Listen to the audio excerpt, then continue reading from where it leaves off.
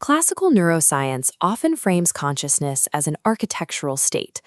Models like integrated information theory or the global workspace isolate the neural correlates of awareness, cataloging the brain regions that light up when we think. By treating consciousness as a static network, these models overlook why it activates in the first place. They lack an inherent driving force. Measured, precise. Consciousness operates as a continuous control process. It exists to solve a single biological problem, regulating a living organism's deviation from physiological equilibrium. This is an abstract map of a biological parameter space.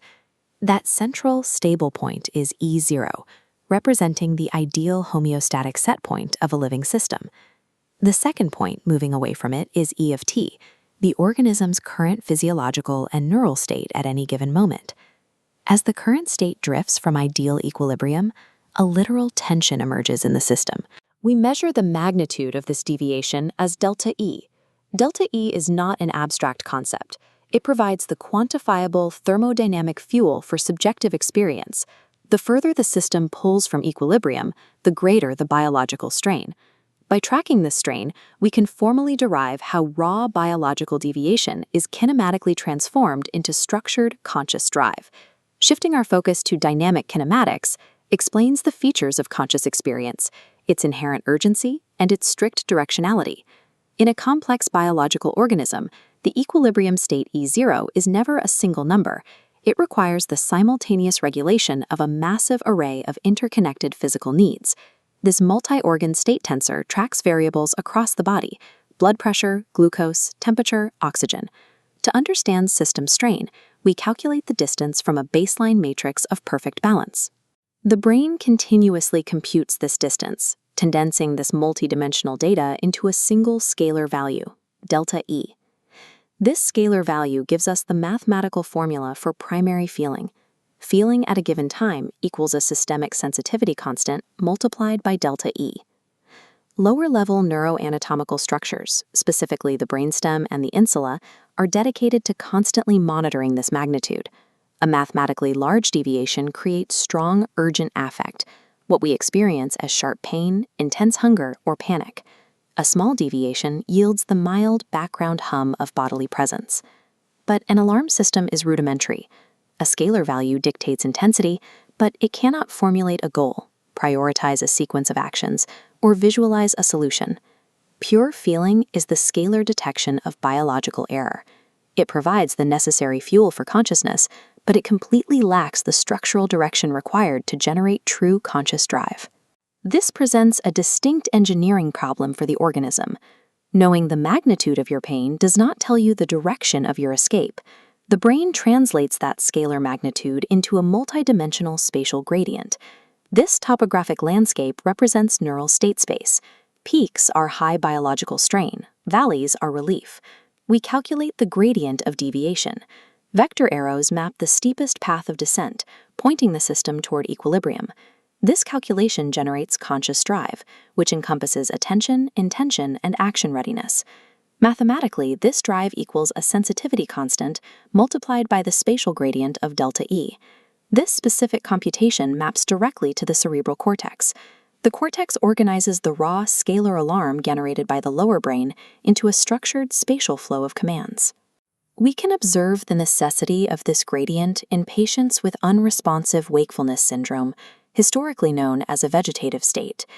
In these unresponsive states, the physiological deviation remains present. The body is still monitoring blood pressure and oxygen. The alarm is ringing, but the structural damage prevents gradient propagation across the cortex. Because the gradient is blocked, the raw scalar feeling cannot integrate into conscious intention. The patient experiences a bodily state, but cannot form the drive to alter it. Consciousness requires the brain's ability to compute and physically route the spatial gradient of its own deviation. This mathematical gradient must be executed by physical tissue. We need to look at how the cortex physically propagates this information. The Brain Kinematics Model frames the cerebral cortex as a continuous viscoelastic mechanical field. This visualization divides the cortex into a finite element mesh.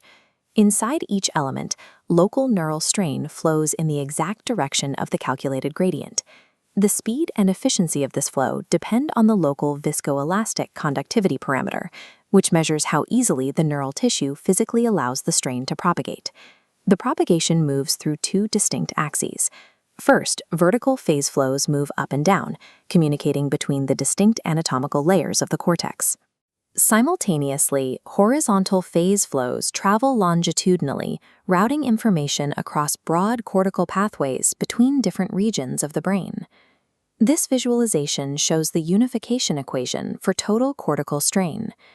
The horizontal flow combines with the vertical flow, mediated by an imaginary component.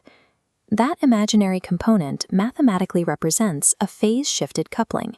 It is the precise mechanical timing required to bind scattered, localized flows into a single, cohesive global structure.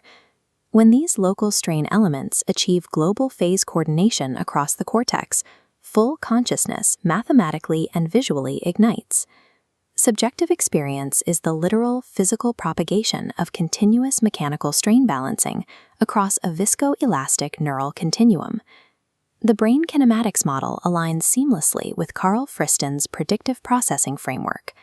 In Friston's model, the brain seeks to minimize surprise. The homeostatic deviation, or delta E, is mathematically synonymous with interoceptive prediction error. During the waking state, the organism engages in active inference. We execute external physical actions, like eating or seeking shelter, specifically to update our internal model and force the biological deviation back toward zero. But what happens during sleep? When external action and sensory inputs are disabled, the brain must still minimize its accumulated prediction error.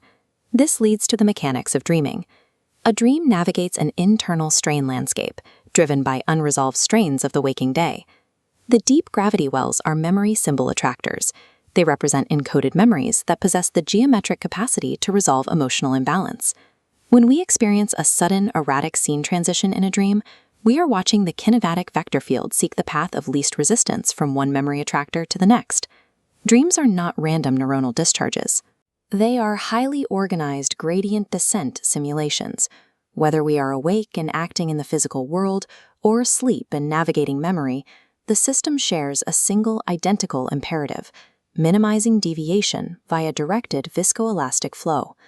By pulling back from the isolated mechanics of neural tissue, we can observe the complete life cycle of a conscious thought. This chart outlines the macro-functional loop. It begins with a physiological deviation, registers as feeling, processes into a spatial gradient, and executes as action, creating feedback.